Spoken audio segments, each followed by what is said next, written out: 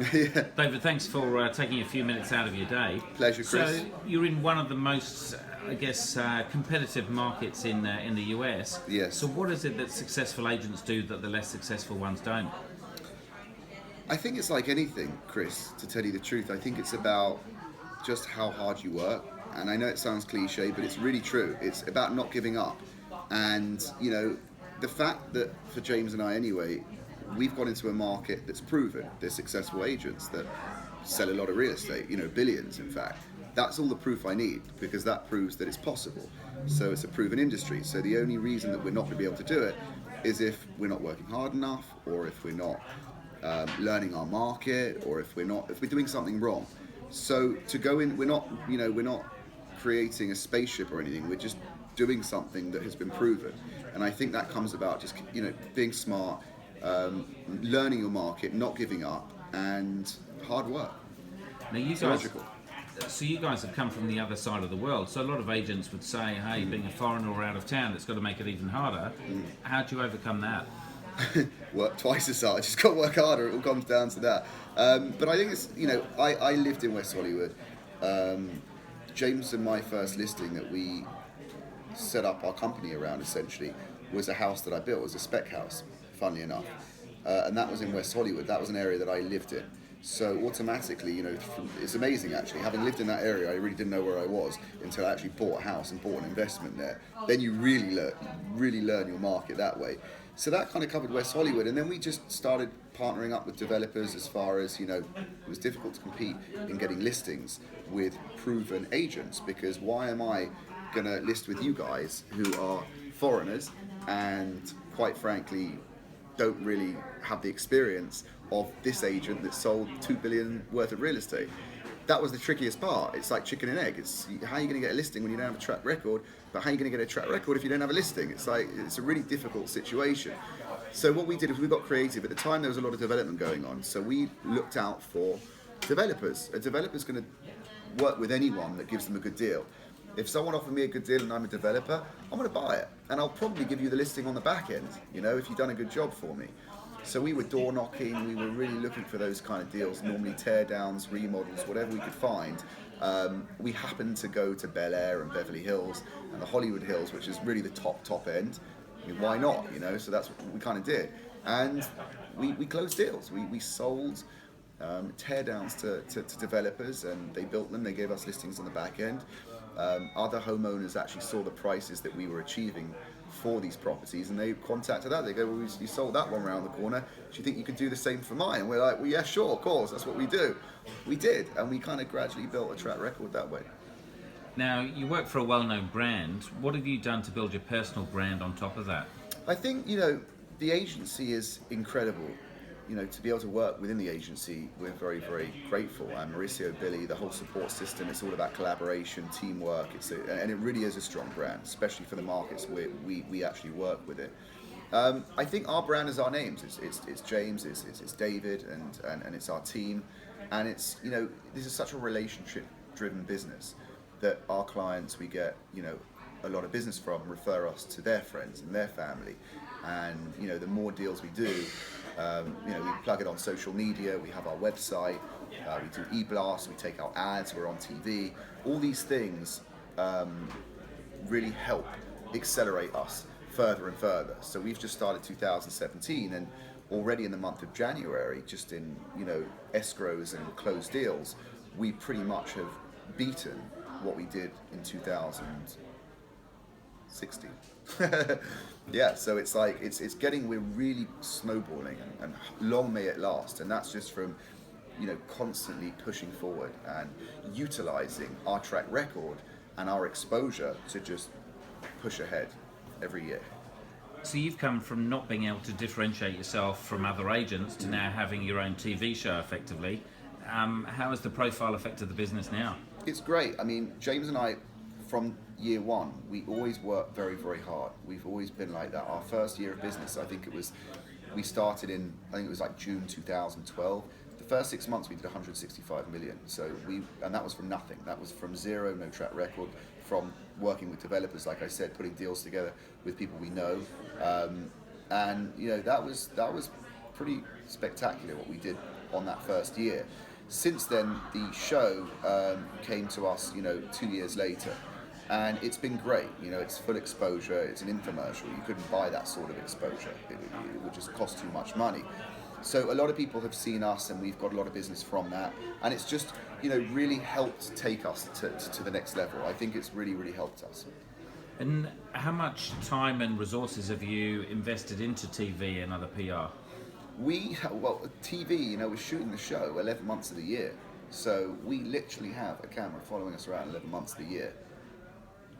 Luckily, it kind of coincides they're actually filming what we're actually doing, so we're able to get some work done, because that's what the show is, aside from the drama, which actually comes with it as well.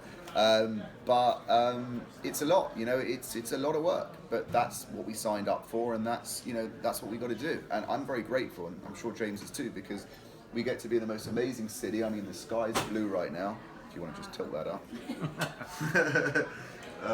No rain. We have an amazing team. Alana's there. Hudson's on the floor chewing a bone. So close. You got pictures of Maxie and Bella up here, who are my basset hounds. You got Shiva over there. The office meeting's about to kick off behind the glass over there. It's just like such a great life. I came back from Malibu this morning, for an escrow that we're doing for $70-something million. Do you know what I mean? And I'm just walking around with my phone, just like videoing the most amazing view of the ocean, and it's like, am I really getting paid to do this? It's like crazy.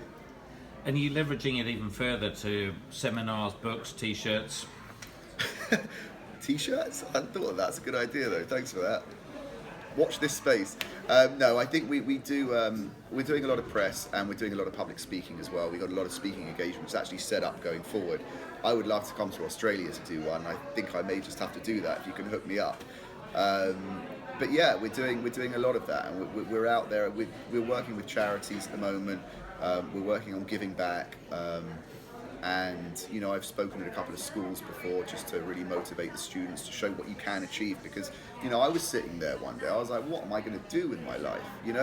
To be able to give that kind of stuff back, and actually really reaffirm that maybe I am in a position that I can actually give some advice that someone's going to listen to. That's an amazing, not only is it feel good to give back, but it actually is an amazingly fulfilling experience to know that you can actually have something to offer by way of advice. Tell me a bit about the kind of profile of properties that you're typically dealing with, and what's the state of the market at the moment? Profile of properties, the market is so strong. I mean, we kicked off 2017. We have, like I said, about $200 million just in escrow right now in closed sales, and we're on January the 17th. We're 17 days into the year. So I think this is going to be our best year yet. I would accredit a lot of it to the market right now. We are selling bigger deals. We're really hitting up the high end. Our average deal size is going up. We're closing $70 million deals, $30 million deals, $50 million deals. In normality now, we never actually were able to do that before, and we've actually been able to position ourselves into that sphere, and we're doing a great job of it. We're closing these deals, we're being creative, we're serving our clients. We're not just closing them, we're doing a great job, and our clients are really happy, and that's about how you grow your business on that scale as well. We've done a lot with Mauricio, who is in many ways our mentor. He is fantastic. He is the CEO of the agency. Amazing guy, so friendly, so likable, so cool. I think he's one of the top realtors in the entire country. To be able to do 5 deals at a time with him is like, it's crazy. It's an amazing thing. So you mentioned the market's up at the moment. How volatile does that top end go? The top end is, look, the way you've got to look at it is there aren't so many buyers on the top end. It's not like you're selling a $2.5-3 million house, right?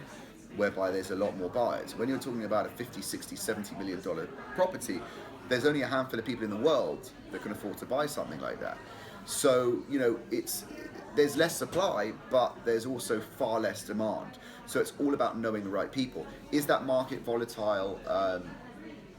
Sure, it is. Has it gone up a lot recently? Absolutely, because Los Angeles represents very, very good value when you compare it to London or New York or even Miami for that matter. You're getting acres of land, you're in the primest of the prime location, you're getting, huge amount of square footage, and you're getting a lifestyle, and you're probably paying less than $2,000 a foot, which may sound like a lot, but if you're comparing it to maybe $10,000 a foot in London, it's actually quite good value. So you mentioned you deal with a lot of developers. Who are the Yeah. ones that are making the money, and who are the ones that are losing? And I guess what's the difference?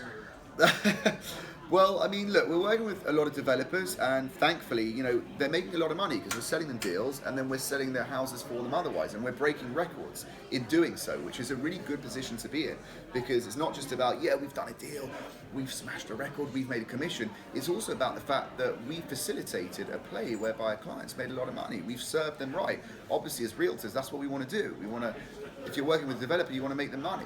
And we've delivered deals. We delivered a deal for $8.7 million.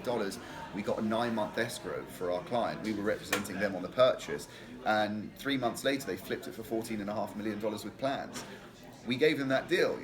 Then they bought another property for $14.5 million. Right? We just sold that for them for $25.7 million with plans. So you see the growth from 8.7 to 25.7. It's an amazing thing to be a part of. It's what it's all about.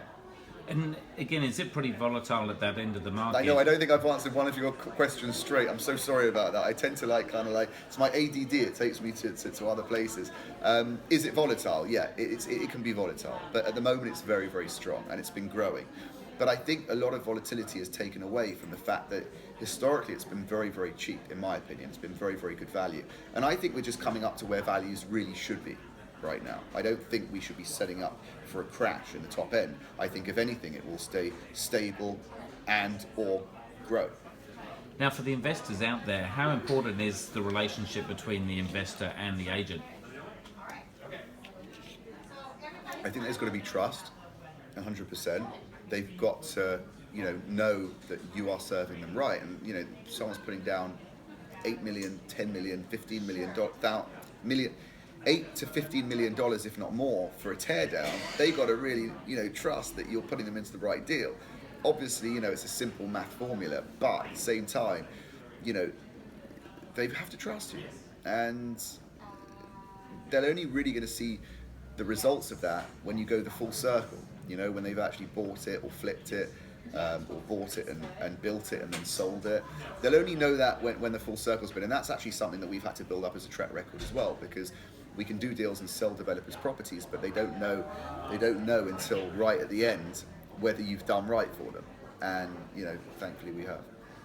In Australia, not many people use buyer's agents, whereas I gather in the US, then people have a buyer's agent as well as a seller's agent. Yes. How important is it for the buyer to be represented professionally as well?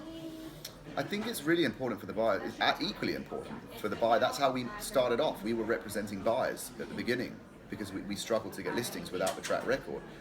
Equally, I mean, a client's a client. There's always two sides to every transaction, the buying side and the selling side. And whether you're representing the buyer or the seller or both, it has to be done in an ethical and totally fair manner.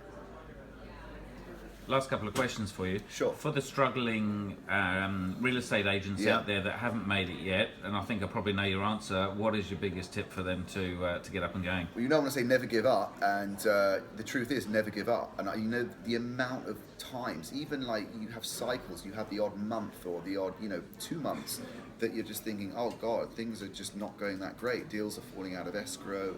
I'm struggling to get new listings. I'm struggling to get leads, buyers leads. That happens even now, It's just a cycle.